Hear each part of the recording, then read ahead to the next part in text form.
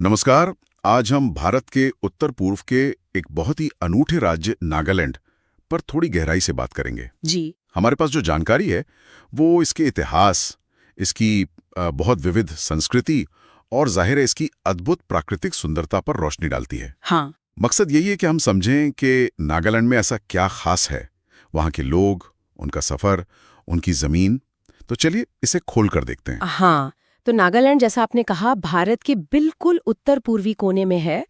राजधानी तो कोहिमा है, लेकिन सबसे बड़ा शहर और कमर्शियल सेंटर दीमापुर है। अच्छा। और ये जानना भी जरूरी है शायद कि 1 दिसंबर 1963 को ये भारत का 16वां राज्य बना था। 1963, ठीक है। हाँ, और आबादी मतलब करीब 20 लाख के आसपास है। सुनने में शायद ज्यादा ना लगे, पर सांस्कृतिक रूप से बहुत ही ज्यादा समृद्ध है। हाँ, ये विविधता वाली बात तो मैंने भी पढ़ी। शायद 16 से भी ज्यादा मुख्य जनजातियां हैं वहाँ, जैसे अंगामी, आओ, चाकेसांग, कोन्याक, लोथा, सिमा। जी, लिस्ट काफी लंबी है। और कमाल की बात यह कि हर जनजाति की अपनी भाषा, अपने अलग रीति रिवाज, अपनी पोशाकें। बिल्कुल। इतनी सारी अलग अलग पहचानें एक ही जगह पर, यह सच में अनोखा है। हाँ, सही कहा। और इस विविधता के साथ साथ कई चीजें हैं जो उन्हें जोड़ती भी हैं, जैसे प्रकृति से उनका गहरा रिश्ता या फिर सामुदायिक जीवन पर बहुत जोर होता है। अच्छा। और हाँ, हर जनजाति की अपनी खास परंपराएं, अपने त्योहार, वो साल भर चलते रहते हैं। ये विविधता ही नागालैंड की असली पहचान है, जिसे वो बहुत सहेज कर रखते हैं। यहाँ बात वाकई दिलचस्प हो जाती है। त्योहारों की बात चली है तो हॉर्नबिल फेस्टिवल का नाम तो सबसे ऊपर आता है ना। हाँ, बिल्कुल। इसे त्योहारों का त्योहार कहते हैं शायद। सुना है दिसंबर में होता है और दुनिया भर से लोग आते हैं। ऐसा क्या खास है इसमें? हाँ, बिल्कुल सही। हॉर्नबिल फेस्टिवल सिर्फ एक नाच गाना नहीं है, ये नागालैंड की जो सामूहिक पहचान है उसका एक प्रतीक बन गया है। अच्छा। इसे राज्य सरकार ने शुरू किया था ताकि अलग अलग जनजातियों के बीच मेलजोल बढ़े और उनकी संस्कृति का संरक्षण भी हो, प्रचार भी हो।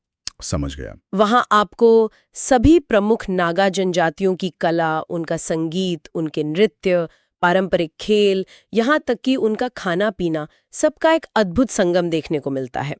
एक मंच है जहाँ पुरानी पीढ़ी अपनी विरासत नई पीढ़ी को देती है और दुनिया को भी दिखाती है। जितनी रंगीन संस्कृति है, नागालैंड का इतिहास उतना ही जटिल भी रहा है।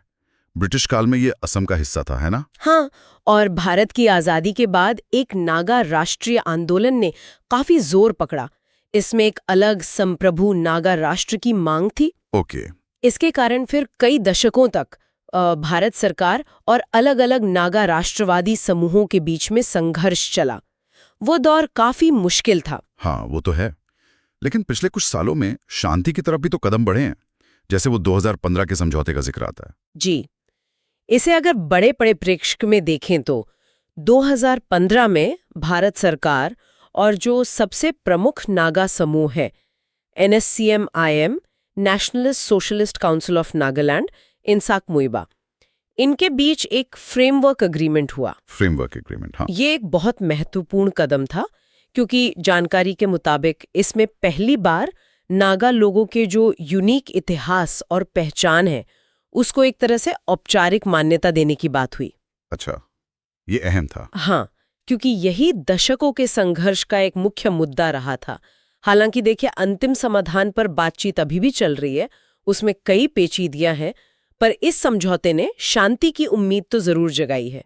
समझ गया। तो ये इतिहास और राजनीति की परतें हैं। यस। इनके साथ साथ नागालैंड अपनी जबरदस्त प्राकृतिक सुंदरता के लिए भी तो मशहूर है। और यहाँ दिलचस्प बात यह है कि कैसे वहाँ प्रकृति, इतिहास और संस्कृति एकदम गुंथे हुए हैं। अच्छा, कैसे? जैसे एक तरफ तो ज़ूकू घाटी है, अपनी मौसमी जंगली फूलों के लिए और ट्रैकिंग के लिए जन्नत मानी जाती है।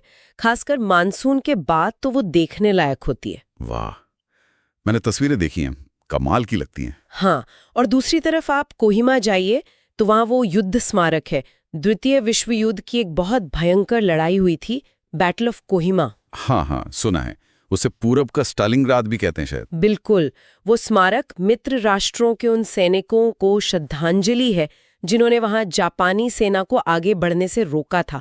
बहुत निर्णायक लड़ाई थी। हम्म, और अगर किसी को नागा संस्कृति और प्रकृति संरक्षण दोनों का संगम देखना हो तो खोनोमा गांव है। खोनुमा। हाँ, अंगामी जनजाति का गांव है और इसे एशिया का पहला हरा गांव यानी ग्रीन विलेज होने का गौरव मिला है। वहां समुदाय ने मिलकर शिकार पर पाबंदी लगाई, जंगलों को बचाया। एक मिसाल है वो। कमाल की बात है।